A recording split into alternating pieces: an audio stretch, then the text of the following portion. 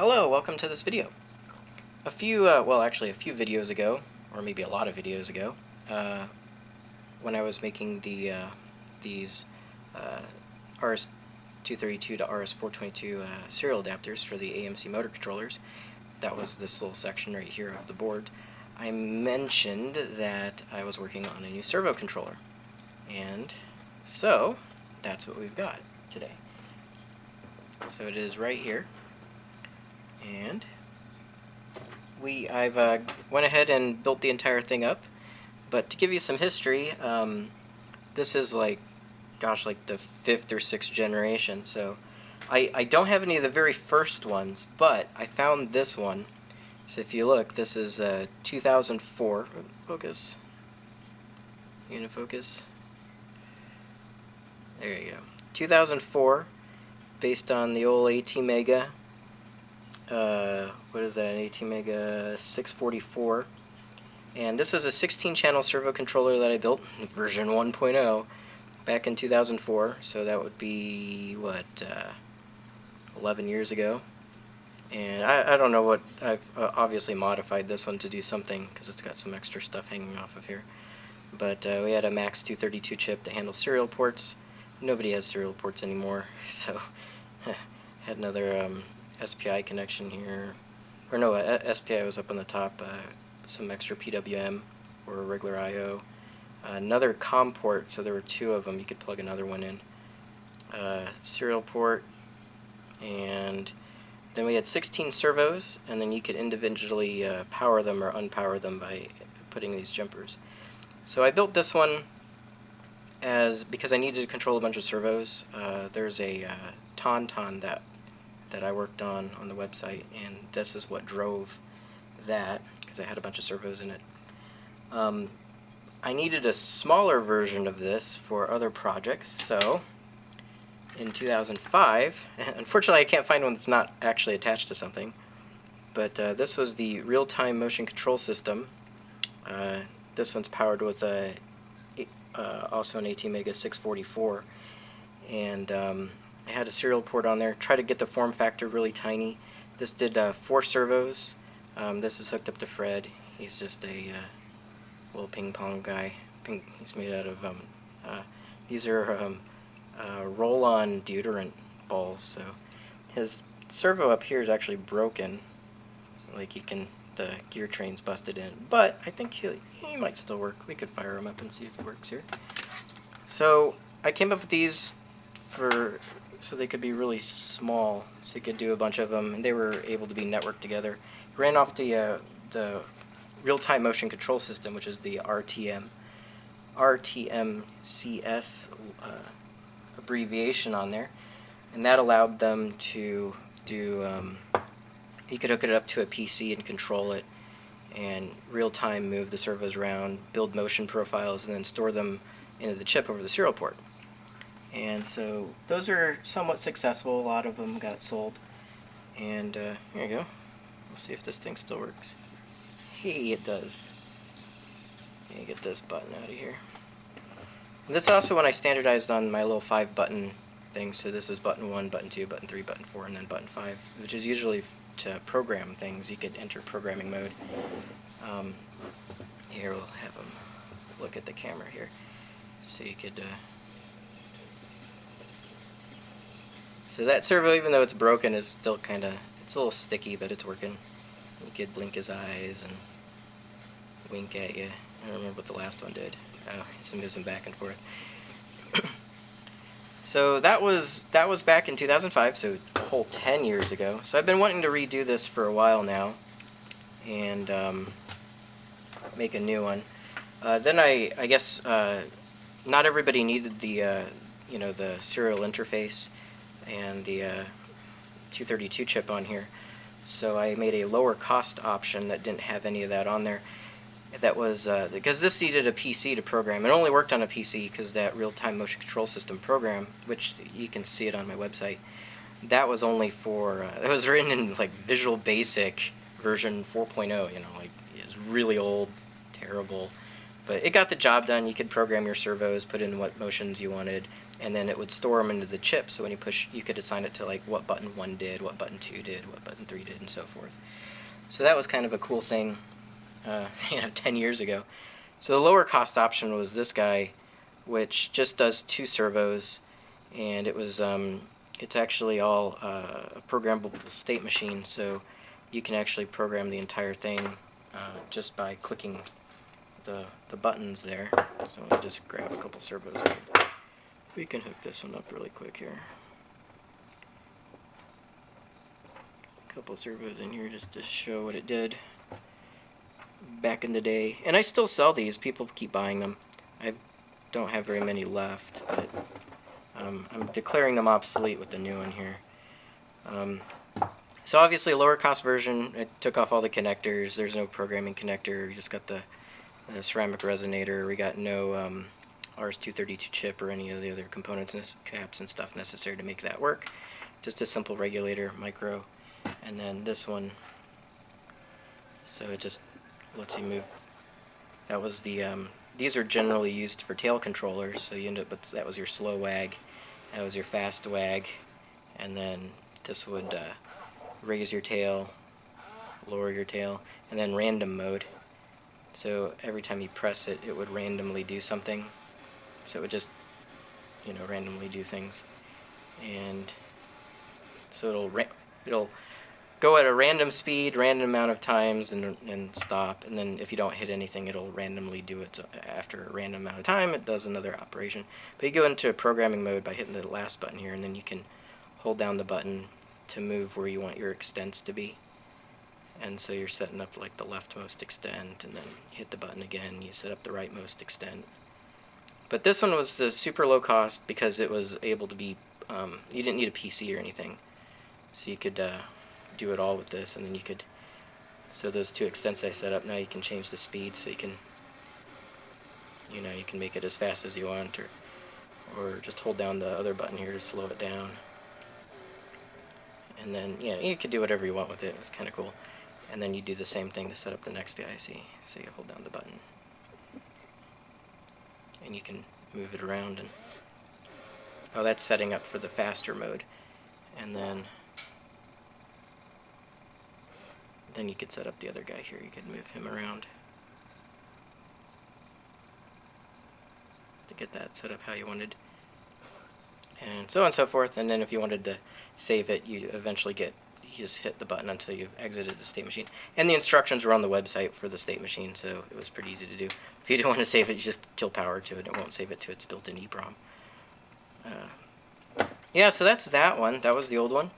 And now we're ready for the new one here. So the new one, we're now running off of a DSPIC 33 E-Series. And let me see if I can get it focus. Focus. There you go. So you can kind of see in there, DSPIC 33 EP 256 MU 806, I think is what it says. And this does 8 channels. Nobody has serial port anymore, so now it's got a micro USB connector on there. Still supports the old button board. You can see where it says B1, B3, and B5 because it's one. That's button 1, button 2, button 3, 4, 5. Actually, where's a? Oh, we got. Oh, here we go. Easier to point. So if I get it focused again, focus. So anyways, so you've got available here. We got CAN bus. So you got CAN high and low. You got I2C on these 2 pins. You got 3.3 volts and ground for an expansion connector. I know it really should be 3.3 volts up there and ground down here, but that's just how the layout worked out. It was easier to get ground up to that point. But so here's your button 1, 2, 3, 4, 5, and then this is ground. It's got built-in. The pull-ups are on the other side, so you just need to short them. Same as the old one. It's the same exact pinout as the old one. You'll see this one's fully populated, but it does 8 servos. One of the unique things, these ones were originally, the old one, you can see 2005. The old ones were designed to operate off of 4.8 volts, 5 volts, or like this, one of these 6-volt battery packs, nickel metal hydride battery packs. And that was it. That was all that was available at the time. There was no lithium ion, there wasn't anything like that. So a lot of systems are now running two 3.6 volt cells in series, which is your 7.2 volt higher voltage servos. This one will now run up to, I would say up to 12 volts, although it'll work up to 16 volts, but it gets a little warm. So I would keep it in the, if you want to run 12 volt servos, it'll run 12 volt servos. Or even technically 14.4 volt servos could be run on it, but again, that might be pushing it. So yeah, anyways. One of the unique things about this is I've got these jumpers, and this is kind of holdover from that original one, the 16 channel one that had the jumpers where you could individually enable and disable things. And what this allows you to do, if you see here, it's the top one's listed as 5 volts, and then the one in there is 3.3 volts, and this one's just red and black. So if you plug in your standard battery pack, right, it goes in like this, you end up with ground being across all these, so you can plug in your servos, and then 5 volts being, or well, 6 volts in this case, being plugged in there, and that powers all your servos. So these are independent rails, so if you want to power both of them, you're going to need to have 2 here, so you can do all 8 servos by simply plugging in like that, right? So now all of your servos, which would, let's see if I got a random servo flow, there we go. And your servo would, of course, plug in, you know, like so, right? Now the other option is we've got USB. And so, if I have a USB connector here, yeah. So we can take a regular standard micro USB like you would have on your cell phone charger, and you can plug that in. And now, if you take your jumper and plug it, see where it says 5 volts? If you plug that in like this, you are now powering that rail with 5 volts, so you can run your servo off of here. And you can do that for both of them. The only caveat is you don't want to draw more than 2 amps through here. If your most USB, micro USB can only, or the USB port on your PC can only do 500 milliamps, but if you've got, say, one of those power banks, you know, the little, it's got a little boost converter, it's a single cell boost converter in there, and it can do 2 amps. So you could plug that in and power your servos, so you can have a all simple battery unit without having to use one of these older style battery packs, nickel metal hydride battery packs. So we got that, and then the other feature, neat feature, is you notice there's another position you can put it in, and that's like this. And if you do that, that now powers the rail with 3.3 volts, and it switches these from being servo outputs to analog inputs. So now we can read sensors and stuff, and pots, and a cool thing that I'll probably will go into the next video. So if you want to see this actually moving things around, doing stuff, skip, go to the next video. So we got all that. The other cool thing is, this is a programming connector, so ignore that. That wouldn't be on a normal production one. That's just for me to connect up to the ICD3 to program it. On the back side here, we even have, so this is where all the stuff happens. But you see this connector? It takes a micro SD card. So we fully support micro SD cards, and I think up to like 32 gigs. And that'll allow, if you do want to do motion profiles, you can save an awful lot of motion profiles on an 8 gig card, or I mean just like crazy amounts. I mean the old one was limited to, you know, however much flash was available in the chip, but the new one, now you got expansion memory, so you can store a whole bunch of cool stuff in there, and do it the old-fashioned way, and just have, you know, just push the buttons and have it play back whatever you want. Now, one of the other unique things are that this is going to have is because it is USB. I'm going to try to figure out how to do this. I haven't actually figured out how to do this, but I want it to, when you plug it into a PC, I want it to enumerate as both a mass storage, so you can access that micro SD card, and as a network adapter. And I want to assign myself a fixed IP address so that you can do you can navigate to the web server.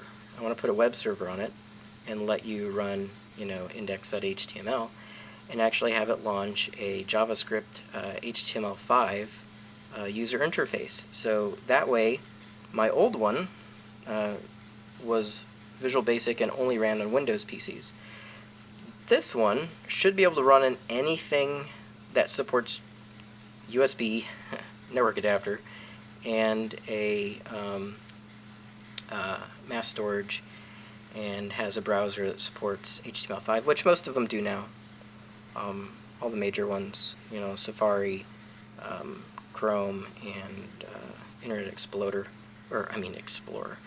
They all support it, so that will allow it to be cross-platform compatible. And you can, if you've seen other videos with my the DMOC adapter where I was moving the points around and stuff like that, that's what this is going to use. It'll just be much longer, so you can go edit all your points. And that's where if you look here, where it says, so this is the Mini Servo Real-Time Motion Control System 2, 2015. So if you're interested in what all the parts are on here, this is the CAN transceiver. Well, it's the CAN transceiver. We've got a 3.3 volt regulator, which runs all of the micro SD stuff. That's separate, so there can be a lower cost option if you don't need the micro SD. I don't need to populate like this whole section of the board. If you don't need CAN bus, you don't need that section of the board. If you don't need, you need the 3.3 volt regulator for the micro, which is a separate thing. It's on its own. I was going to do a switch mode power supply, but I just did not have the room for the inductor, and it was just easier to do linear regulator, so it's not as efficient as it should be. That's why if you're doing 12 volt servos or 14.4 volt servos, this guy's going to get a little warm. I've heat sunk it pretty good. He's on a pretty decent heat sink plane, but we'll just see how well it does. Got to do some testing on it. And then these are all the resistor packs in here for the buttons, and the resistor packs for the micro SD card to program it on initial startup. And then down here, there's a few resistor dividers that monitor the battery voltage, so I know if you've got 3.3 volt, 5 volt, or if you're using a different battery pack. And then on this side, we've got there's actually an 8 megahertz clock on here, because the micro is built in. The micro has a built-in clock, but it's not accurate enough to do USB, and so you have to have that external one to be able to do USB timing. But yeah, other than that, I think it'll be a neat little toy. It's definitely a neat little development board. One of the cool things about it is, how this has kind of got dedicated CAN bus up here and a dedicated I2C port. That's just because those already have the pull-ups on there. But those I2C pins could be a UART, it could be anything you want, because this micro has peripheral pin select, so you can make any pin anything you want. So the 5 button inputs here, you can have like this could be an SPI port or UART. There's even an I2C over there as well, and then the 8 pins right here that go to the servo that are normally outputs. That is an actual 8-bit port. It's also the hardware PWM engine, which is what I'm using to drive the servos. So there's no CPU intervention at all. It's all done through the peripheral engine. And so it leaves the CPU available to do all kinds of stuff. A to D converter, everything's all done through DMA. And very little CPU intervention, which leaves me a lot of processing power available to do what I'm going to show you in the next video. So, anyways, this is the new Real-Time Motion Control System 2 Mini Servo Real-Time Motion Control System. And, just like this one where I had like a low-cost version, that's what I was saying, I'll probably go and, not populate. Like if you're just doing a standalone, you don't need the USB, you don't need this, you don't need Canvas, you don't need anything. So I'll just have a version that's completely depopulated. I actually designed the board so you can actually cut it right here. So if you're trying to fit it within the same footprint as the old one, you can see I ended up being a little longer, because this one did 4 servos and I was able to get 8 on there, just because I went to a QFN package. And so it'll fit within the same area if I can hack this part off, cut it, and then That's why these ones here are actually servo 1, 2, 3, and 4, and then that's 5, 6, 7, and 8. You can see they're labeled there. But you could cut it across here to get a little, really tiny little guy if you needed 4 servos. So it's pretty small. I didn't really have a sense of, what do I got? Well, it's it to a micro SD card, so yeah, there's your sense of scale. Yeah, but anyways, thanks for watching. The next video will be a demo of it doing some cool stuff here. I wrote a little bit of code for it already. I got the servo core done. It does all 8 servos pretty, like, extremely reliably. There's no jitter or anything on there. It does a full 16-bit. Full 16-bit. It's actually could do 17-bit. This is running at 60 megahertz. And at 60 megahertz, it just works out that if you divide that out by 2 to the 16th, you end up with just enough on either side that it works out really nice to generate a 1 millisecond pulse centered at, well, so yeah, centered at 1.5 milliseconds. So you can go down to 0.5 milliseconds and all the way up to a little under 0.5 milliseconds and a little over 2.5 milliseconds. And so it worked out really nice, and that's all using the hardware PWM engine, so yeah, it's pretty cool. I like it. I think it came out really nice. It takes a little bit of time to solder, but it's not too bad. This is the only one I've built. I haven't built up any other ones yet, but I've got the parts to build up some more. But anyways, yeah, thanks for watching. Stay tuned for the next video. I think you'll be impressed in the next video, if this one was pretty boring. But yeah, thanks for watching.